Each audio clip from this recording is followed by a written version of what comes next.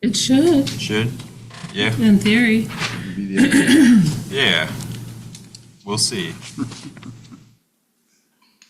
And did everybody watch the Connexu Yes, presentation? thank you for posting that. Sure. Yeah, I watched the whole meeting. It was- Okay. And Kate said she was going to be back in here today to answer any questions. I don't know whether she's going to make it or not. I don't see her currently, but maybe she's online as well, or will be joining online. Okay, But well, yeah. we technically have the presentation on video and in that original packet. Yeah. So if she doesn't make it, I think we'll be all right.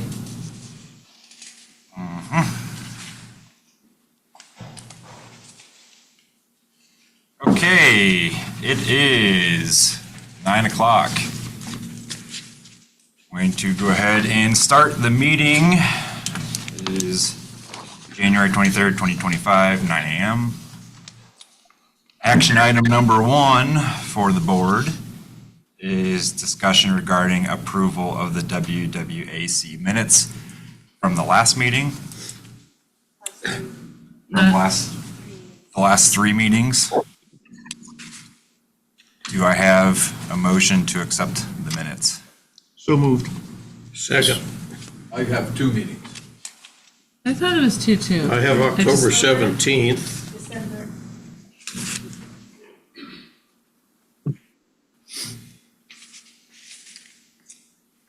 Second, well, we have a second, so Okay, Yeah, the motion passes. for clarification, what 3 meetings do we have on the, because I only have the minutes of the October 17th and then our workshop. Yeah, so the October 17th, which was the normal meeting, and then the December WIF meeting, and then last week, we had a meeting as well. No quorum, but we had a meeting. Very good, thank you. So all of those 3. Thank you. Yep, cool. Okay, number Matt. 2. Oh, Matt, I did have a question about the minutes. sure. Morning, Jim. Good morning. I logged in earlier and for some reason I didn't get connected. But on the October meeting, we had 2 things that were on your list. I just wanted to make sure they still were. I know that we mentioned they didn't happen yet, but one was you were going to talk to IDL about the illegally placed buoys, whose responsibility it was. And the other was that 5-year plan that you mentioned you didn't have a chance to get a hold of Kootenai yet. But I just want to make sure those are still on your list. Yep, they're still on my list. And I sent an email out to, I think, Ryan with IDL. We were discussing it, and nothing has came out of that yet. So I think there's still some planning going on behind the scenes. Yeah, we won't have to take them out until we see them up again this year. So Yep. the other question I had, I was just unclear. We had a grant for $60,000 approved, and that was called an ORFAC grant for 60 grand. Mm-hmm. That's And correct. I didn't exactly understand last time what that stood for. You said something about Granite Creek, and I was confused about which lake it was on, I guess. The real question I have is, there was money you said to fix the Coolin City Beach. No, that is incorrect. Okay, what is the funding for that Coolin City Beach project? The funding for Coolin City Beach is coming from the Priest Lake Lions Club. Okay, perfect, thanks. I just needed clarification on that. Yeah, we're seeking alternative funding sources for that project. I don't know if you've caught the last couple business meetings, but Waterways is, as usual, in challenging budget circumstances. So Yep. we're just looking for outside funding sources. And so Priest Lake Lions Club and the folks who live up around the area elected to pursue in-house funding for themselves, and they're going to make a county resource better. Yeah, that's great. I know the Lions Club's very strong up here, so appreciate it. Yep. That's all I had on the minutes. I approve too. Excellent. Okay, number 2, public comment. Any public comment? Hearing none. Number 3, Parks and Waterways update was the ORFAC grant, which stands for the Outdoor Resource something Advisor Council. I covered that last week, if you guys caught the meeting. But essentially, we're funded $60,000 to fix the Granite Creek dock and the Priest Lake navigation lights. And we the got Granite that. Creek and Priest Lake. Yeah, Granite Creek in Ponderay. Oh, it is, that's right. Yeah, Ponderay. So on the backside, it's received excessive wind damage. All the pilings have come apart. And so Yeah. that's I the remember goal, that. get that sucker fixed. So I'm not going to spend a lot of time on that. New business, under A, vote to support the Bonner County Waterways WIF grant. You guys all received an additional packet yesterday I from move me. we support the Bonner County's WIF grant. Excellent. I'm hearing one. Is there a second? I second. Second? All right. Do we need an all in favor or we just go? I think we're second? gonna do an all in favor, so we'll just go run on down the line. Ray? Aye. Aye. Aye. Aye. Perfect. It's unanimous. So we have support. I'll vote too, Matt. This is Jim. Doug is also in line. Hey, Doug. Good to see you. Good morning. I also vote yes. One question though, I do have Matt on it in reading this. Absolutely. You talk about taking two vehicles now because you don't have room in the one cab. What two vehicles do you take? So we take a very large Kodiak that hauls the boat, and it is a two-seater cab now.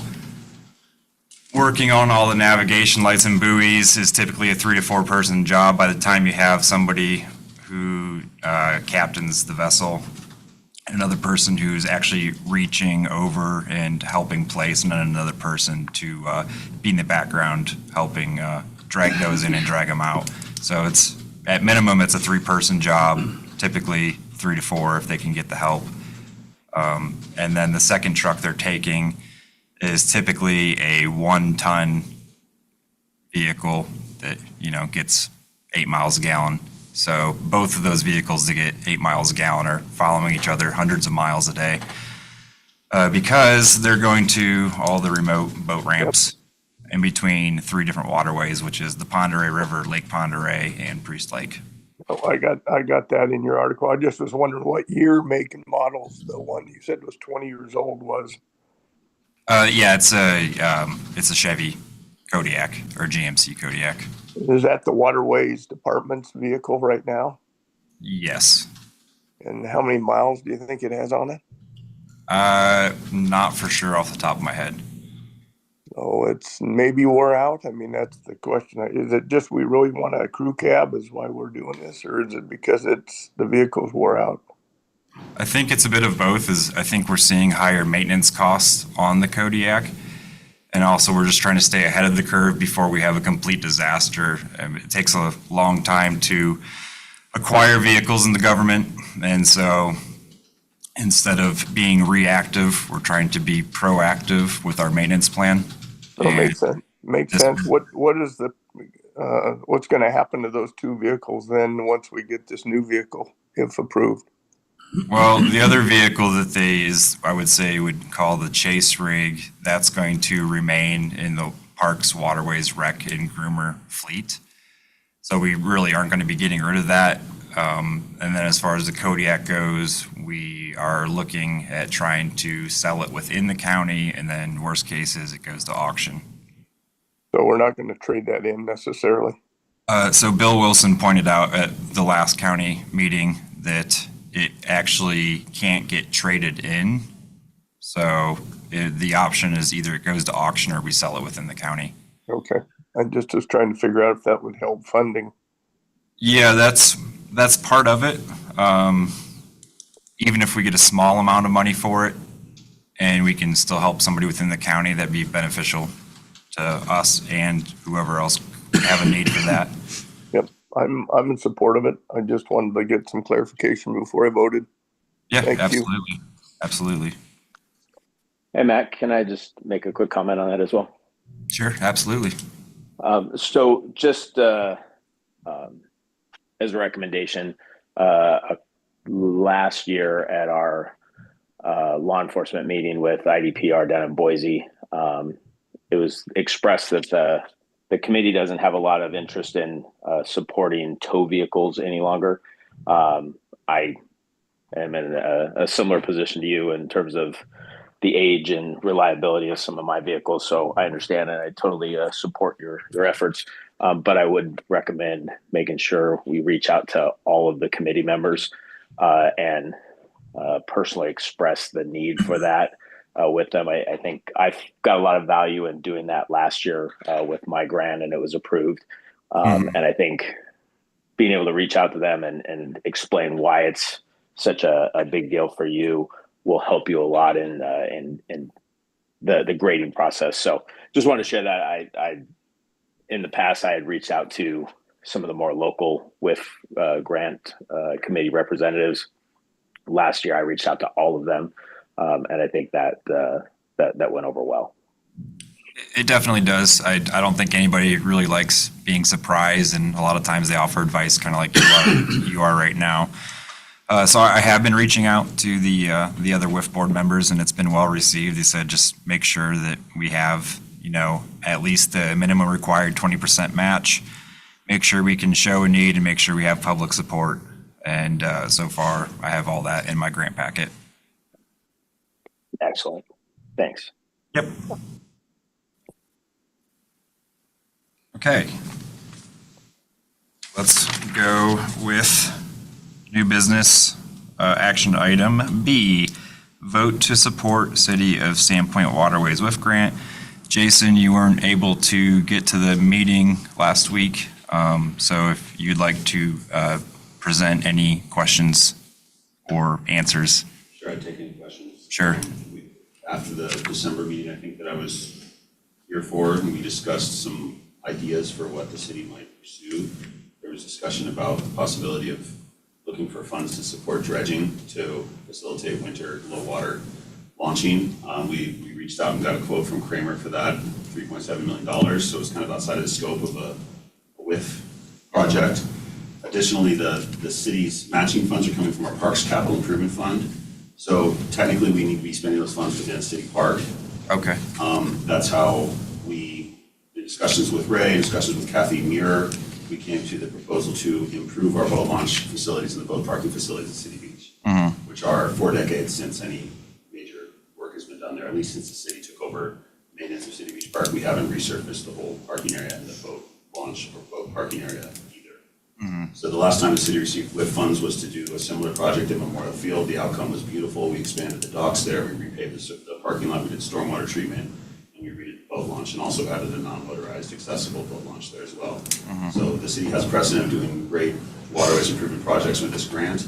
We want to turn our attention now to doing a long overdue overhaul of the City Beach boat parking and boat launch facilities. This has been framed as a 3-year project, with the first year doing basically from the entrance of City Beach parking lot to the boat launch, resurfacing that, which is where all of the boat trailer parking is. Year 2, we would do the boat launch ramps themselves and the piers that serve the docks there. And then year 3, we would replace the docks along the just west of the boat ramps at City Beach. Those have also been 4 years since they've had any work done on them. So that's kind of the approach we're taking.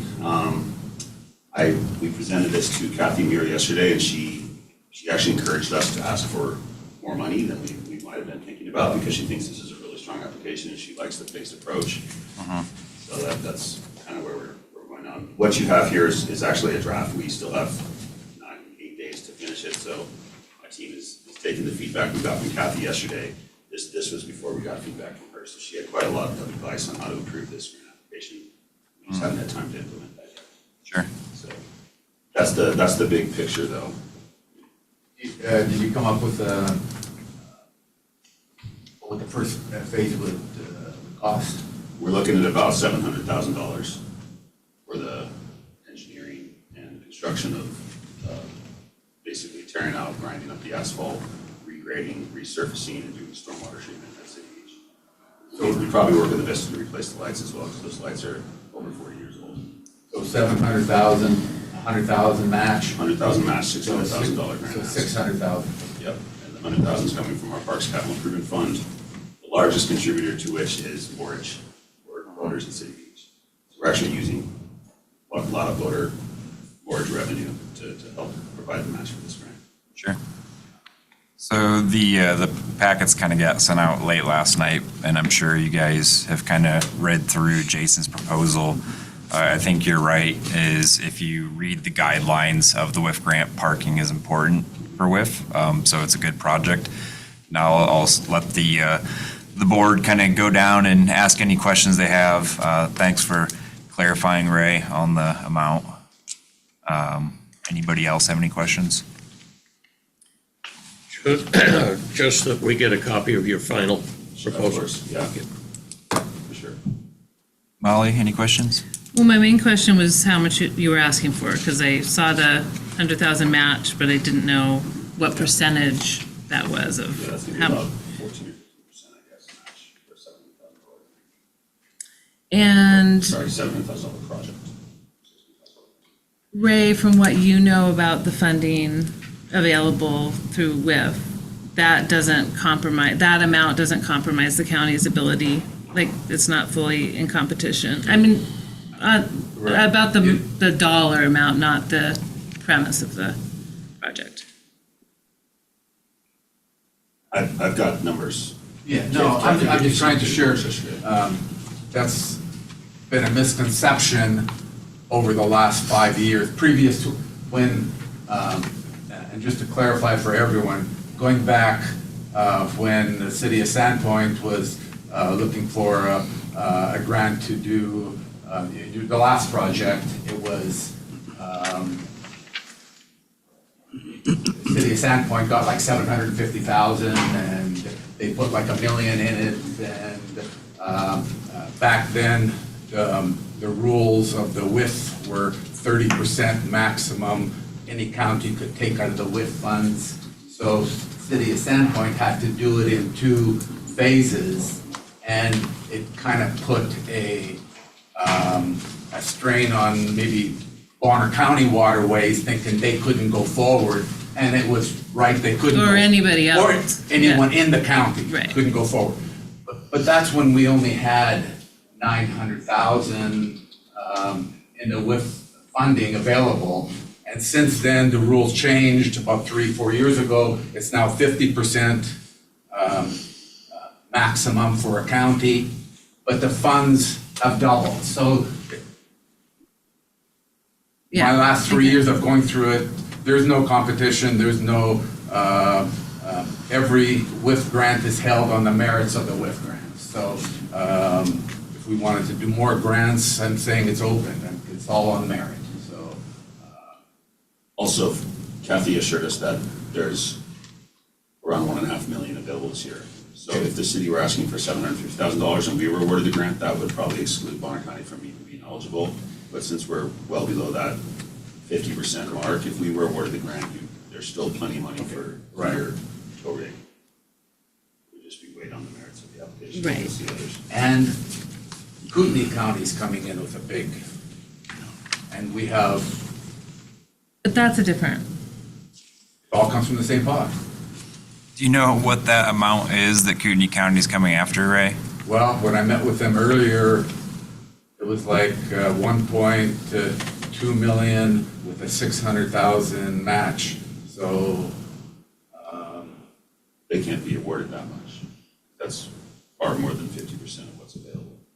Is that no, over 2 years? 1.2, they're so 600,000 they're match, asking so they'd be asking for 6,000. Pretty close to what you're asking Yeah. for.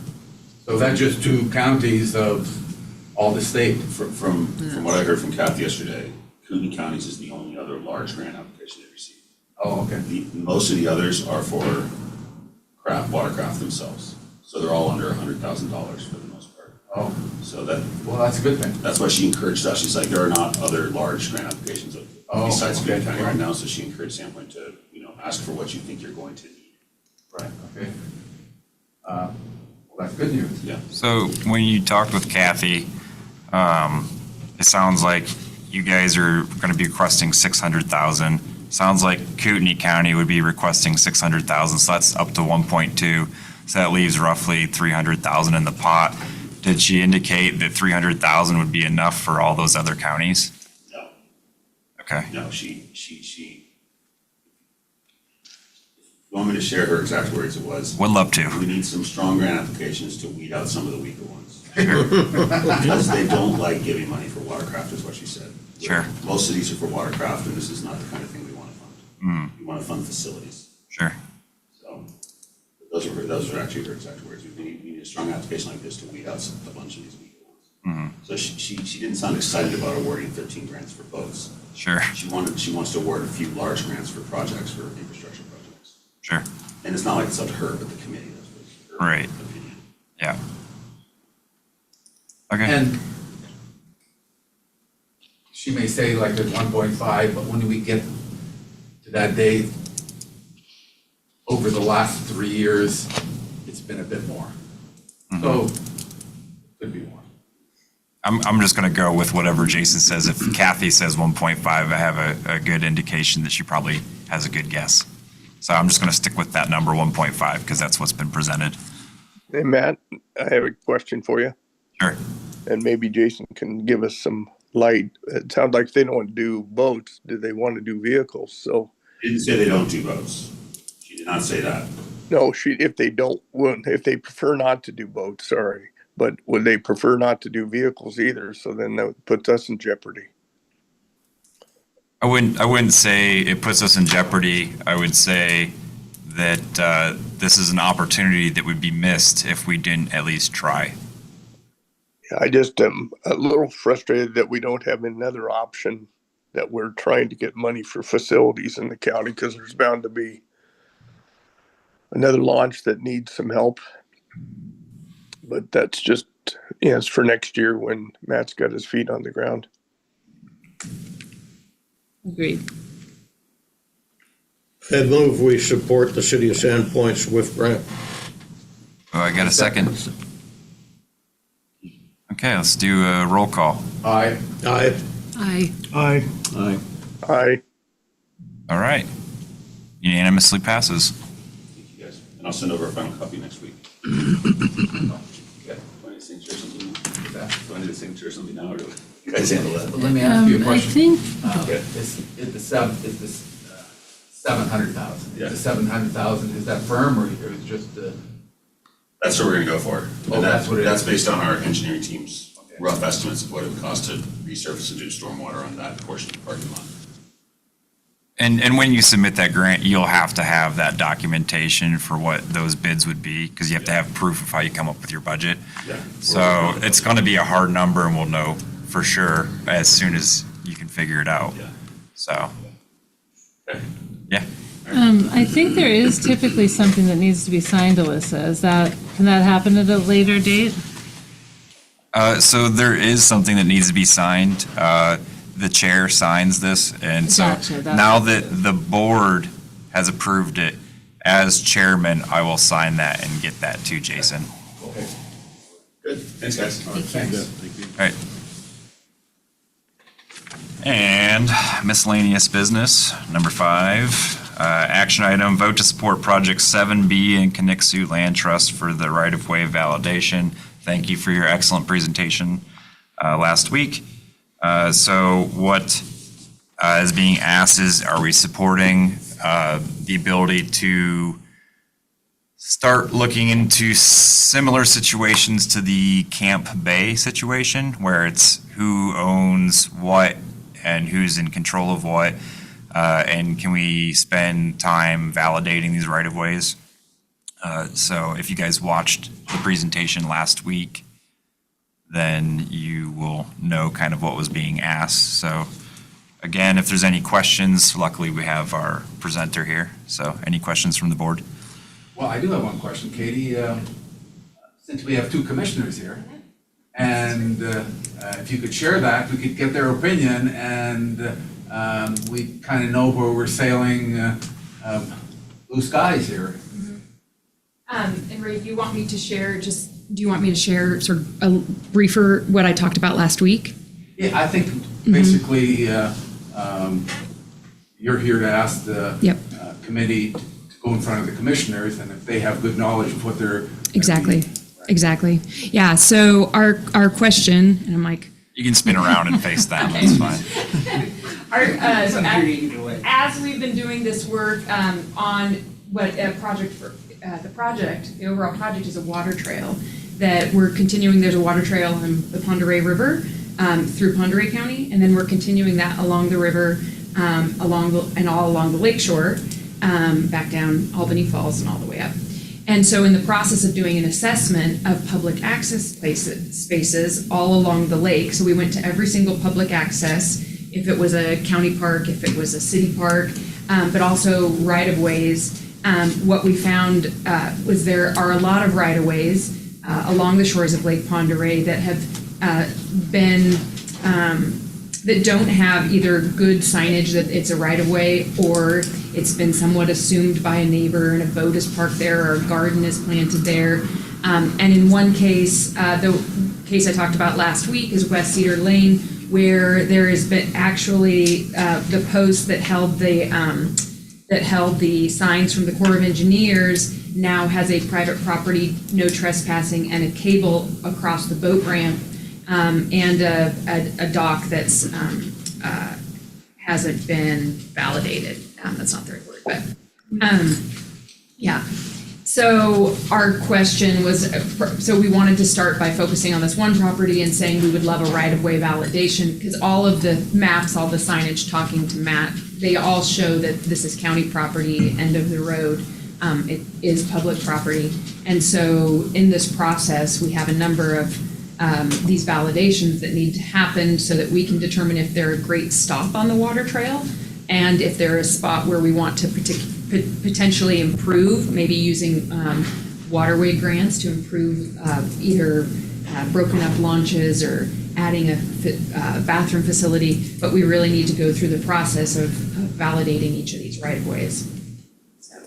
So if you don't mind, I'll add to this. Yes. So Asia asked me to sit on the water trail planning, not the board, but just make sure I'm present as the waterways representative for the county. And so this project is important. So not in competition, but in addition, Pend Oreille County in Washington has a water trail currently, highly loved. Everybody likes it. The multiple stops make it easy for paddlecraft. The reason this is important, I believe what you're saying, is paddlecraft is slower than motorized craft. So as you need more stops along the journey, you need more takeout points. Currently, if I'm understanding this correctly, it is not under easy perception as to who is in charge of where the road ends and where the water starts. So what we're looking for, or I guess you guys are looking for, is to figure out, similar to Camp Bay, which, as you know, is a very passionate, driven topic, is who does have say in these. I mean, literally it's down to what is called meets and bounds, which was referencing to older times for surveying, is just figuring this out ahead of time, so maybe we can pursue something as great as the Pend Oreille Water Trail. And it's got a lot of support from the Kalispel tribe and Bonner County Historical Society. From my understanding, the natives, they want to kind of, I guess. They're renewing their canoe culture. So bringing the Yes. canoe culture back, and this, the history of the canoe culture as it moved along the river and the lakeshore.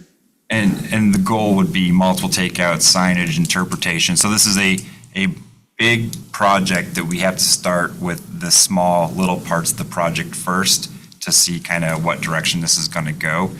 And so this is the first step of figuring out what is the county's stance on where the right-of-way is that is not personal property to average high water mark or artificial high water mark. So yeah, that's. Yeah, what are those spots that we can use and have access to because they are public access along this water trail? As he said, more frequent stops are better.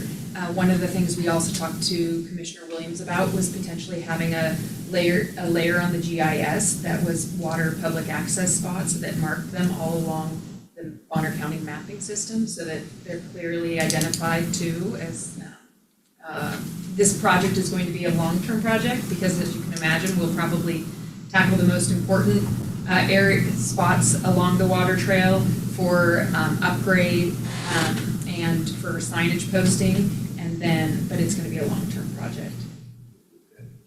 My suggestion, and obviously we have to be thoughtful about not deliberating something that might come before the board, I would just suggest that if it gets presented to the board, some of the things I'll be looking for would be what is the scope of that proposed work?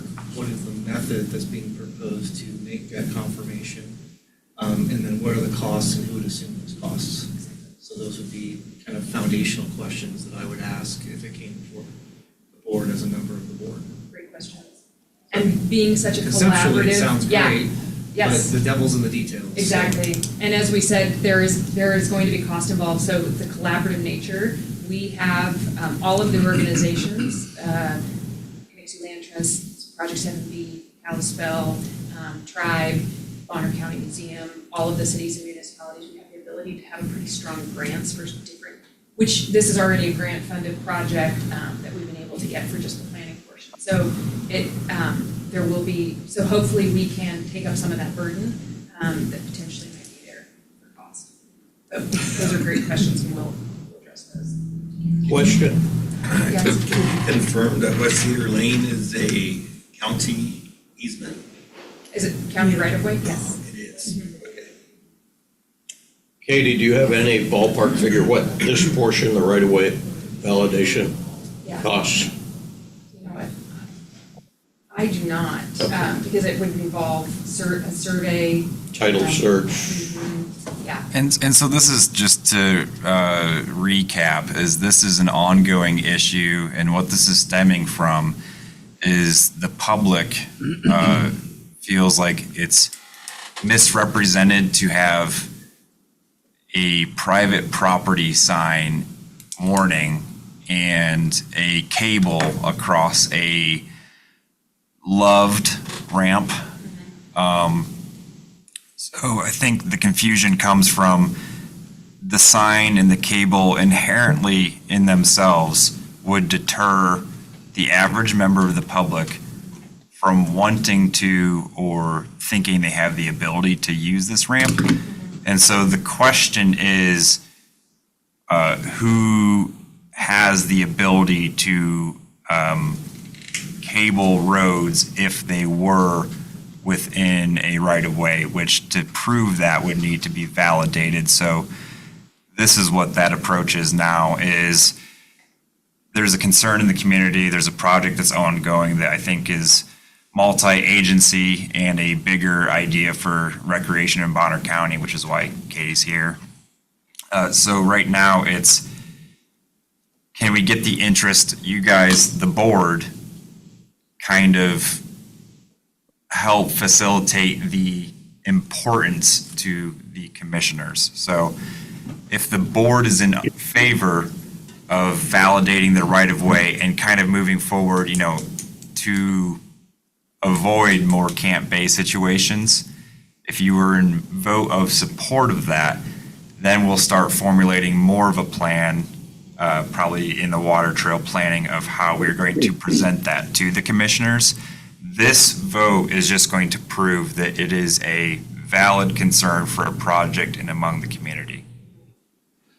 So this is specific to that one ramp right now. That's not a general effort. That's a great question. We did decide to bring this one issue forward to highlight, it's sort of one of the first stops along that shoreline in order to highlight what needs to happen sort of along the rest of these right-of-ways as well, potentially. Some of them are much easier than others, but it's to start so that we can also understand the process we need to go through in order to make this happen. I think what they're trying to accomplish is slow is smooth and smooth is fast. And once we kind of set a precedence, it's going to help determine how the project goes. And I think, like I said, the concern is public access, and also potentially if there were, say, an emergency on the water is, do people have the ability to use these areas? Right. So- Emergency services bring up the map and see what dot of access is closest to the incident. And so as sitting and attending these water trail planning meetings, there's an entire grading scale system of feasibility, likeliness. It's a very, Parking, yeah. Is there access, is there parking, is there Turnaround. facilities, Yeah. is there turnaround, we look at a whole myriad of things to determine what each site looks like and how to get people from point to point.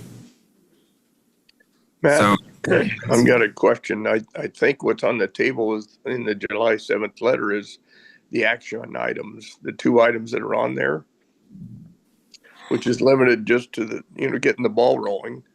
I would be in favor of doing, being in favor of action 1 and 2. And then after that gets validated and I'm in favor of us presenting that to the county commissioner saying we're in support of that. okay, well, it sounds like we have one motion. Is anybody else in the board motion to support? I would second Jim's motion if that's a motion. Sure. And so then 2 motions, let's go ahead and just do roll call and go down the line and yes or no. Yes. Yes. Yes. Yes. Jim? Yes. Okay. Thank you. Sounds like it is pretty, unanimous there. Well, she was very specific on what she was requesting last time, and I know it's a bigger nut, but we're biting one piece of this elephant off, and I think that's all she's requesting, and that's all the county commissioners are really going to have a stomach for to start with too. So Yeah, it's just bringing to light in the waterways community that there is a concern, and just showing that this concern is validated by the board who helps make decisions in all Bonner County waterways. I agree. So that access is on the south side of the river? Yes. Correct. Yep. And I have a lot of details on the history of this, but that's not really important to what the ask is from this project. I'm just being the chair, and there's a concern brought.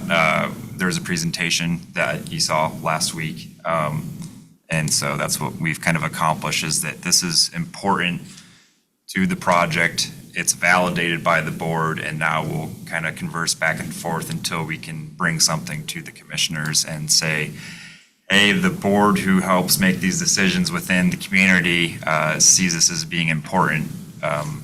Or, say the flip side is we, wear yellow t-shirts on a Thursday, they would say, well, that's not really relevant. We're not going to support that, right? So this is a concern, and we're supporting that.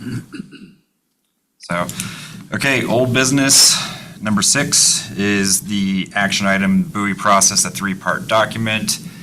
This is trying to alleviate some frustration amongst board members and the community with the confusion of how to acquire a buoy. So this is something that was being worked on prior to me being here.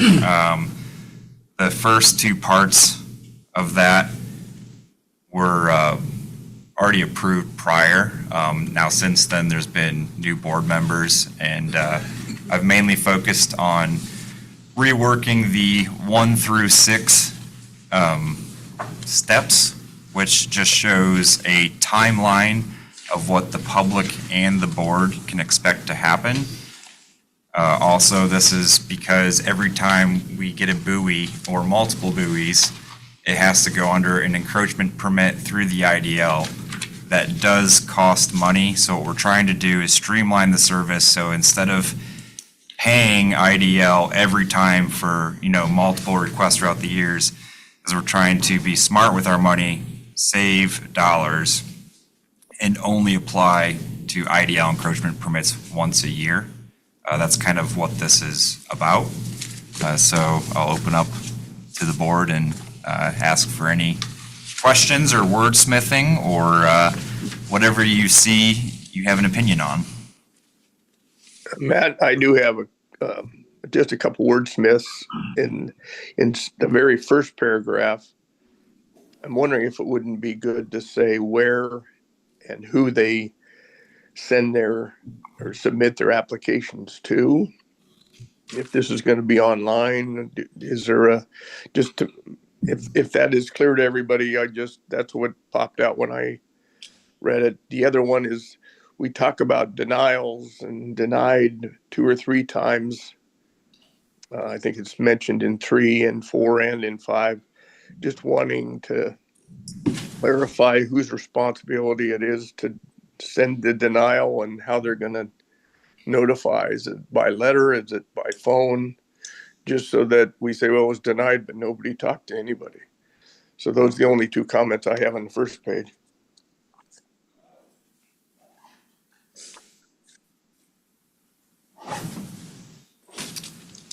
Well, on your first issue, number 1, it does say can be found on Bonner County Recreation, and that to find a paper copy at the Bonner County Waterways Department. That I do have a question about that. It does seem like Waterways Department and the Recreation Department are getting confused. Like, am I right that there's really only a Recreation Department?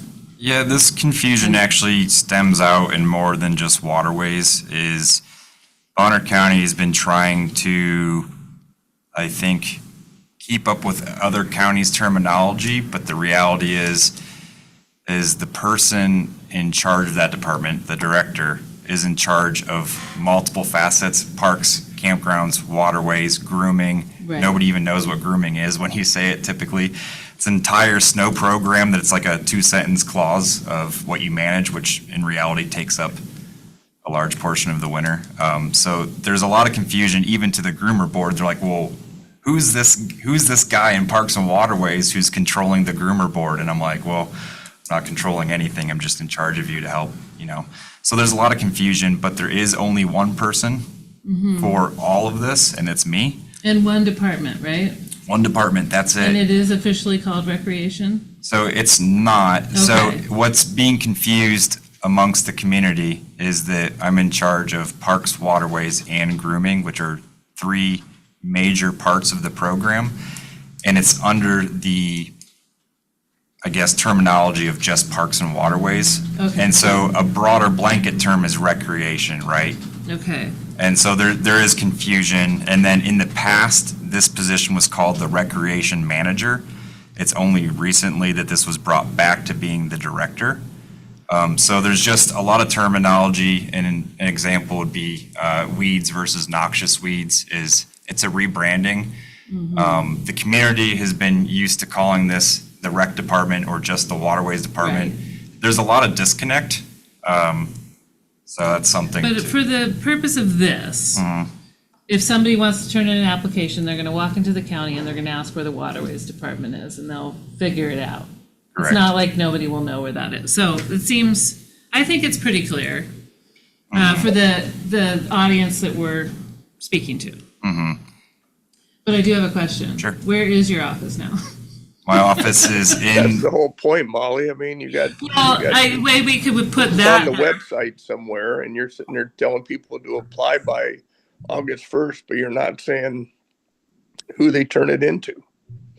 Right, it's just that now we have 2 buildings. Before, it was, you would always just go to this building to find whatever department you were looking for. But now there's another building, the EMS building, and I heard multiple offices were moving over there, and so that's why I'm clarifying that. But you're right, we could just put the address on there. I don't think I'd put the address on it so we don't have to keep updating this thing. I would at least put the department that you're turning it into. It does say that.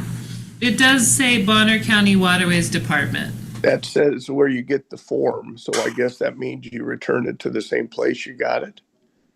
That's an assumption, but we can clarify that.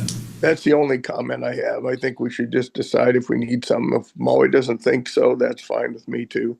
No, we can I think just that's approve. inferred. I think that's inferred. Yeah. I don't have any problem understanding where would you turn in your application. Yeah, and maybe that's just something that we need to clarify is, so Carrie, you can talk a little bit about this, is we actually set up a parks-waterways at bonnercountyid.gov. It's on the website currently. So what that address does is It sends emails to both. it sends emails to Carrie and I. For anybody who doesn't know, Carrie is my right-hand lady in the rec department. She manages a lot of the requests, a lot of the phone calls. She does a lot of accounting, checking, payroll, the whole 9 yards. So she is very in the know of this program. And so when you call the phone, you get a hold of Carrie. Carrie can help direct that. And if, say, Carrie were to be out, that account would also go to me, so I could take care of that as well. But we could try to make that more clear on this document. And like I said, this isn't anything other than trying to streamline a process to. Yes, no, I understand. If this seems clear to everybody else, I'm fine. That just came up when I was reading it. The other was the denial. Does that mean that Carrie's going to do the denials? No, so denials won't come until after a site visit, and then there's other parts of the packet. So the waterways regulatory buoy application, there are lists of acceptable conditions, and then there's an evaluation form as well. So all of those have to be met along with a site inspection before it could be denied, but there is like I said, there's an approved list of acceptable conditions. So after a site visit, whether or not the director of waterways or the marine sheriff would go to that site visit, it's still going to be presented to the board. The board will take a vote with the understanding of the field research that went in behind it. And so that's kind of be where the buck stops, is even if the marine sheriff or the director of waterways doesn't think that it's an appropriate placement for the buoy, the waterways can give their opinion. And obviously, a lot of people here in the community, there's a reason you're on the waterways board, is to see what the appropriate use of the stuff is. So it's really the waterways committee that's going to be denying these. And then if that denial happens at a committee meeting like we have, then are we the ones notifying, or would we have Carrie do that on our behalf? I would, or Carrie would, and we can clarify that as well. If everybody thinks that reads fine, I'm okay. And I know that Tom had something on another page he wanted to talk about. I actually am noticing an issue here with this one. The way it reads to me is. Which one? I'm sorry, the first 1 through 6. Okay. Same we're on. Number 2 says the waterways and marine sheriff will go out and do the inspection. Number 3 says if it fails to meet the criteria, then you guys will be denying it, and then they'll be notified. So that's different than whether what I it's just denied or said. not. Yeah, it's different than what you just said. That's true, yes. And I think that was intentional. I think that's what we all talked about, is that that's why we've developed the criteria. So that the Marine Division and the director can just quickly look at that site, say, okay, this does not qualify, and then they let the applicant know. And then if it's approved by y'all, then it comes to the waterways, that's presented, and then at that time, we have the opportunity to say, we disagree with your recommendation, or we approve it, or we recommend it. Do we all agree that that's how we would? But initially, when we discussed it, if Matt or the Marine Sheriff denied it, they could appeal it and come in front of our committee in the October meeting and present their case. Right, And then, my understanding through legal, he didn't want that. right, he Yeah. thought that would. And we don't that have would that. Bring forward some issues. And I always felt that the public should have that. But I if mean- it, I think what they were getting at was that if it was a safety risk, then the answer would be no. So why would you appeal something if it's just not going to be safe? That's the only thing that would get denied if it's not, if it would actually cause a hazard, then it would be denied.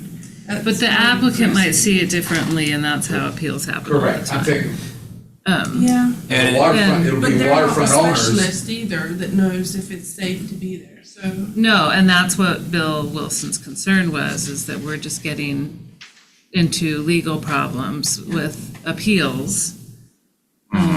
And so, Go ahead. in my opinion, since we have that illegal advice, it's taken a very long time to get through just this process. I feel like we should go forward without a known appeal process and see what happens. If for some reason the department's getting a bunch of appeals, it's bogging down Matt's time with legal and just conflict, then we can reevaluate whether it's a true need.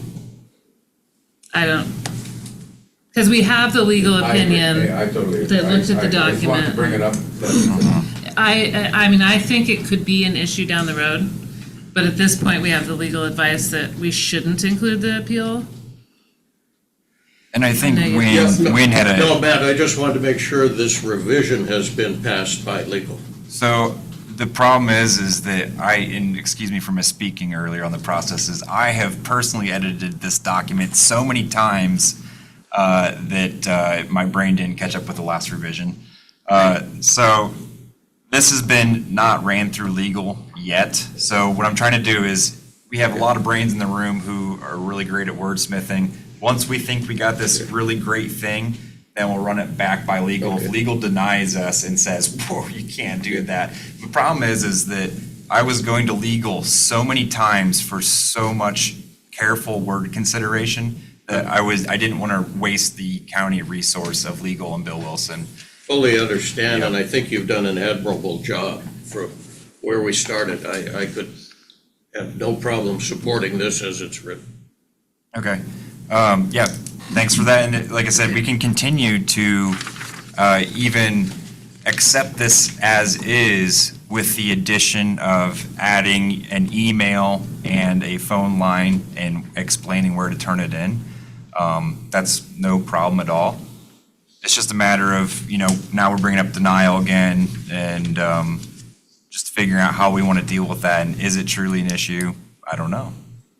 I think we should approve it as that is, and see if we run into problems down the road. And just to point out is under part 4, the last sentence there is, if the application was denied, the requesting party can present their case to the Waterways Advisory Committee for reconsideration at the same October meeting. So is that something that you guys are interested in keeping just so people can appeal?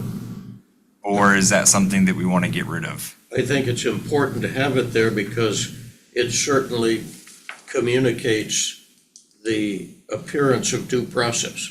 That's all people want, is a chance to be heard. And They don't want some bureaucrat telling them they can't do something without the opportunity to present their case.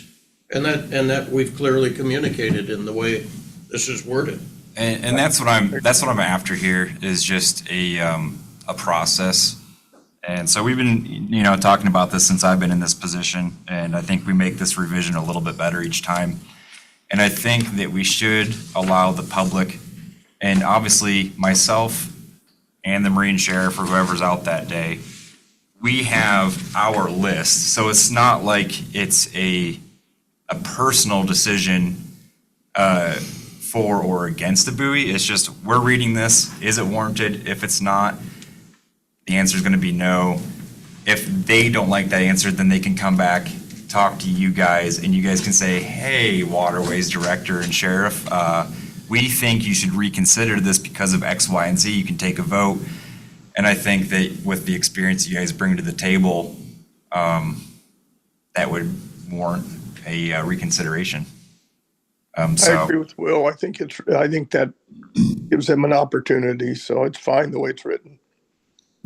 Okay, let's move on to the marina comms wordsmith. Well, just, the verbiage that's there right now was a little fuzzy to me in terms of what it was trying to say. Right. And so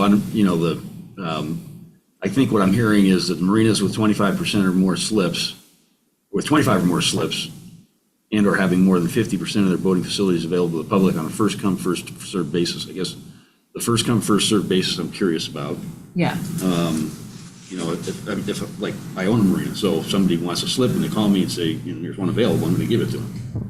So the question is, what does the first come, first served mean? Is that basically it? Somebody calls me and says, do you have a slip? I say, yes. What kind? And how is it relevant to the decision being made? And this is a great question. Like I said, this is a document I've been trying to work out. Like I said, it sounds like there's a lot of confusion and frustration in the community and the board over the past many years. And so obviously this is something that somebody was working on prior to me being here. I haven't edited these last parts, and I think you guys know that. I think the intention was, as pointed out, is marinas with 25 or more slips. So I think what that's saying is there's a need for larger marinas to protect the vessels that are in there. There's enough slips and boats that a buoyancy is warranted, right? And then that's clause 1, right? And then clause 2 is and or having 50%, and we discussed this is 50% of their boating facilities available to the public. So that would imply that also marinas that have less than 25 slips can also try for a buoy as long as those are 50% available, which is the question is what does 50% available mean? And that's something that we should definitely consider. Well, and also I don't think the first come, first serve is just needed there. I think it can just be crossed out. Sure. That's kind of, yeah. Yeah. Matt, I do have a question because on your department only use checklist, Yeah. I think it reads better personally because you separated the 25 or more as one of the items. Yeah, basically you have the same thing, but it's your internal process. And it's not combined, which I think it's confused me too, Tom. So I think on the department use only, if you got rid of first come, first served basis and kind of wordsmith the application. So I propose this sentence, and it can be accepted or not, but the marinas with 25 or more slips and or having more than 50% of their boating facilities available to the boating public, providing mortgage, fuel, and other relevant services. That might be too narrow. Oh, right, because you don't need the services to the public again. I mean, for me, I've got slips. That's it. I don't have. You don't have 25 slips. I have 50. Oh, 50 slips. Yeah. Okay. So, or between side ties and slips. Sure. But that's all I have. I don't have any other services to offer. So, but I might be an unusual marina because I've been there since the 40s. Sure. Well, I approve that new language. I don't know. And that would be to get rid of the first come, first served language? Pretty much, and then take out, it sound like, to the public again, because it's just repeating the word public, essentially, I think. Marinas with 25% or more slips and or having more than 50% of their boating facilities available to the boating public, providing services such as mortgage, fuel, and other services. So you want to get rid of the second public? Yep. Okay. And then I think as far as the 50% thing, an example would be like Look at a marina Bottle store. Bay restaurant. Well, the restaurant or just a little retail store or Right. fuel Because docks or because they're not renting slips, are they? A percentage of them? Bottle Bay, I mean, just isn't it? So they have like mooring slips that people reserve, and then a percentage of those slips are available, just boat pulls in, and the public can eat at the restaurant, so Yeah, when they go out and look, reserve a they certain can- amount of slips to, so that Hey, they Matt. get people to the restaurant. Visitors. Yeah. Yes, Hey, Matt. yes. Just before you get too far into wordsmith in that part, just so you know, that's commercial marina. That's the definition in IDAPA. So that's where that language came from, was to distinguish between a commercial marina and a private marina, or smaller operations. So it was meant to distinguish those from others. You mean the first come, first served? Yes, the 50% and first come, first serve. That's all in IDAPA. Thanks for chiming in, Doug. Yeah. So then the question is, with that knowledge, do you want to separate commercial marinas on this clause or keep it in there? I guess, Doug, do you have any more, as far as wordsmithing goes, do you have advice? Is what your input is whether we should keep that or get rid of it? So if I recall, and I'm sorry, I'm on vacation, so I don't have my notes in front of me, but if I recall correctly, the reason that that was included was to be able to just distinguish those locations from others that might get more traffic as a result of the commercial marina status. So, for instance, Dover, it's there's moorage there, but there's also spaces that are open to the public on a first come, first served basis.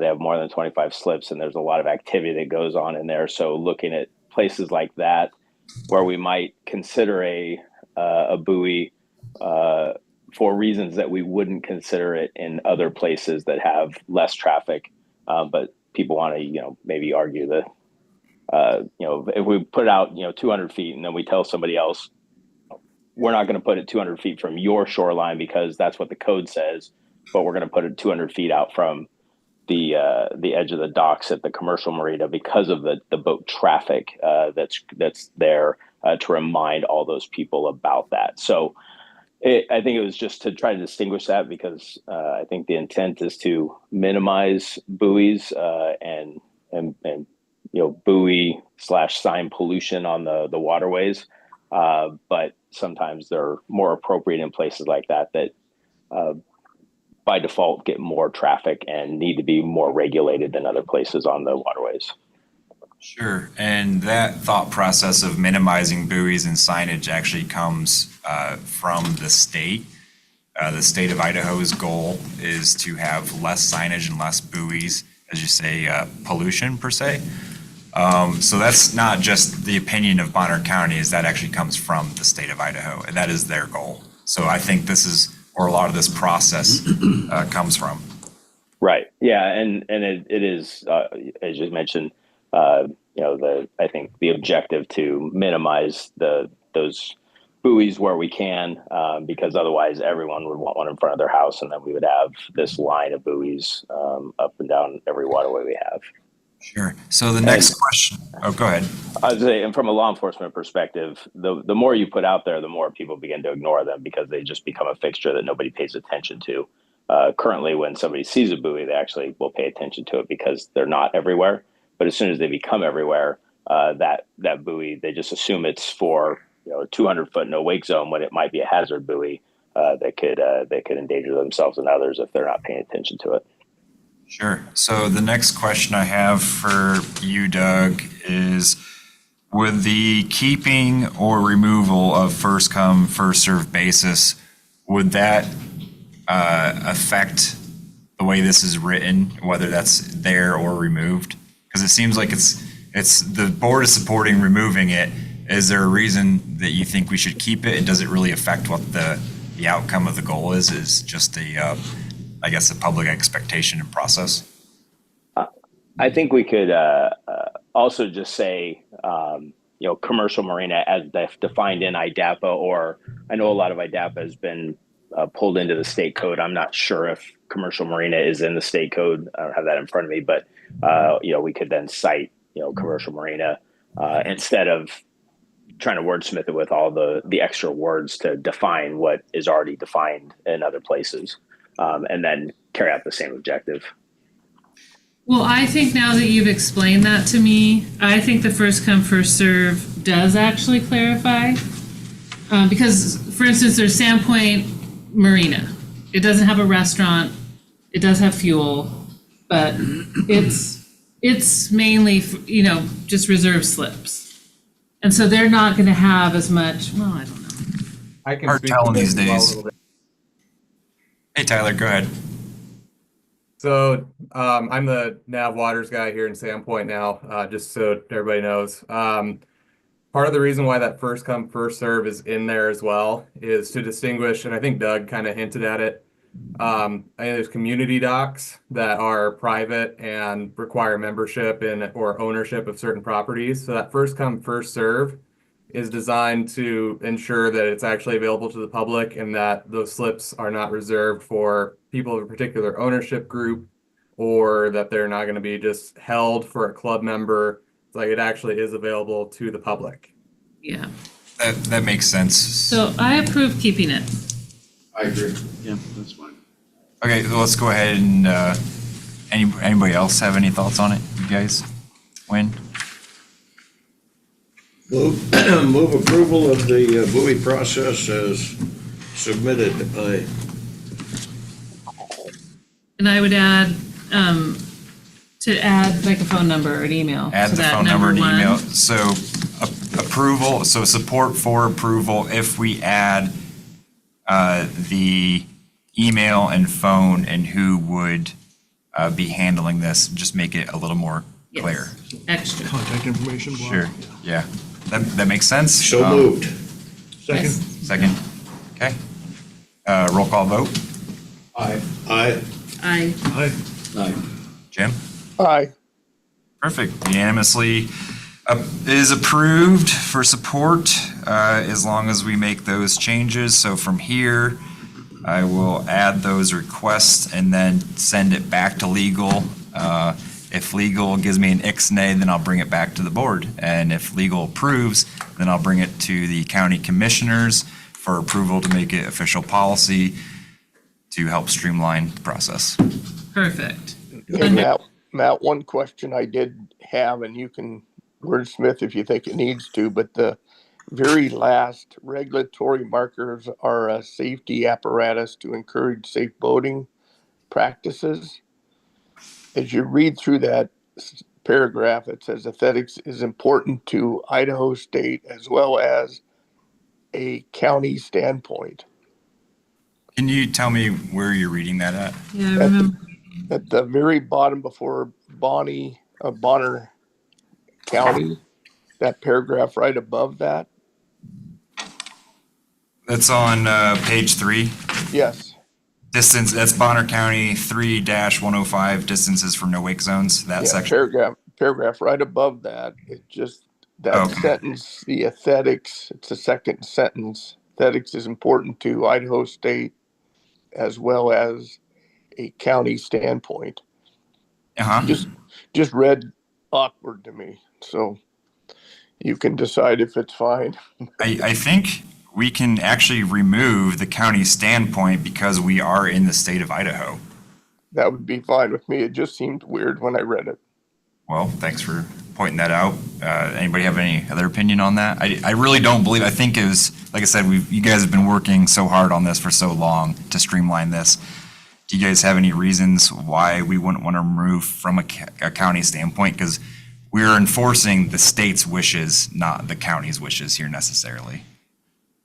Well, that sentence caught me off guard too, but I do think it's important to have something that states that the county supports that Idaho Supports the state. stance also. You could say as a county, as, I don't know. I think you're just missing the word from, as well as from a county standpoint. How about aesthetics is important to Idaho or the state of Idaho and the county? I like that, state of Idaho and the county. Yeah. Okay. Any other thoughts? I know we've kind of passed this, but Yeah, it doesn't need to, it was just a comment. yeah, sure. No, I think it's a good one. Like I said, I'll run this to Bill and then see what Bill says. And if Bill says no, bring it back to the board. If Bill says yes, take it to the commissioners. And we'll be making progress. All right, with that said, that concludes our agenda, and I will adjourn the meeting. Thank you. Thank you. Thank you, guys.